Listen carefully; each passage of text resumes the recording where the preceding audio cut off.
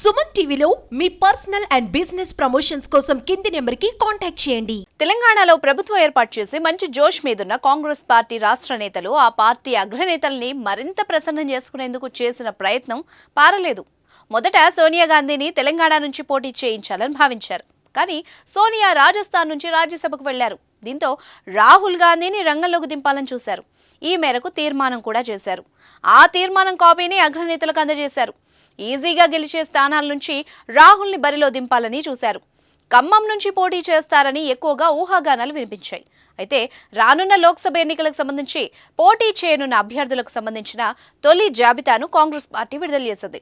మొదటి విడతలో మొత్తం 39 మంది పేర్లను ఖరారు చేసింది.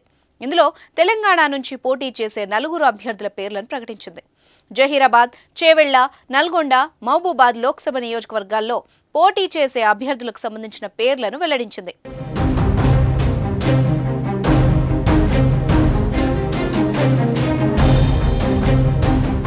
ఇక తెలంగాణ నుంచి రాహుల్ గాంధీ పోటీ చేస్తారని ప్రచారం జరిగినప్పటికీ ఆయన మరోసారి వయనాడ్ నుంచే బరిలో దిగారు.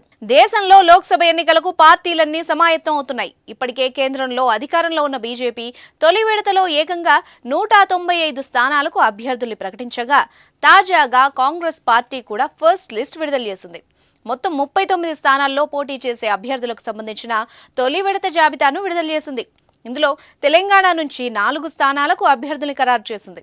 తెలంగాణలో మొత్తం 17 లోక్సభ స్థానాలుండగా మొదటి విడతలో భాగంగా 4 పేర్లను వెల్లడించింది. ఇప్పటికే మహబూబ్ నగర్ లోక్సభ నియోజకవర్గం టికెట్ను వంశీచంద్ రెడ్డికి ఇవ్వగా తాజాగా మరో 4 పేర్లను ప్రకటించింది. మరోవైపు కాంగ్రెస్ అగ్రనేత రాహుల్ గాంధీ తెలంగాణ నుంచి పోటీ చేస్తారని ఊహాగానాలు వెల్లువెత్తినప్పటికీ ఆయన మరోసారి కేరళలోని వయనాడ్ నుంచి పోటీలో ఉన్నారు. జహీరాబాద్ నుంచి సురేష్ షెట్కర్ కు అవకాశం కల్పించింది. ఇక చేవెళ్ల నియోజకవర్గం నుంచి సునీత మహేందర్ రెడ్డి పోటీ చేయనున్నట్టు తెలిపింది. నల్గొండ నియోజకవర్గం నుంచి మాజీ మంత్రి కుందూరు జానారెడ్డి కుమారుడు కుందూరు రఘువీర్ రెడ్డికి ఛాన్స్ ఇచ్చింది. మహబూబాద్ నుంచి బలరాం నాయక్ పోటీ చేయనున్నట్టు కాంగ్రెస్ హైకమాండ్ స్పష్టం చేసింది. ఈ మేరకు కాంగ్రెస్ సీనియర్ నేత కేసీ వేణుగోపాల్ వెల్లడించారు. ఇక ఛత్తీస్గఢ్ మాజీ సీఎం భూపేష్ బఘేల్ రాజ్నందగార్ నియోజకవర్గం నుంచి ఎంపీగా పోటీ చేయనున్నారు. ఇక Karnataka deputy CM DK Shivakumar సోదరుడు డీకే సురేష్ బెంగళూరు రూరల్ స్థానం నుంచి బరిలో నిలిచారు. ఏది ఏమైనా రాహుల్ గాంధీ తెలంగాణ నుంచి పోటీ చేయడం లేదని తెలిసిన కాంగ్రెస్ అభిమానులు ఒకంత అసహనం వ్యక్తం చేస్తున్నారు.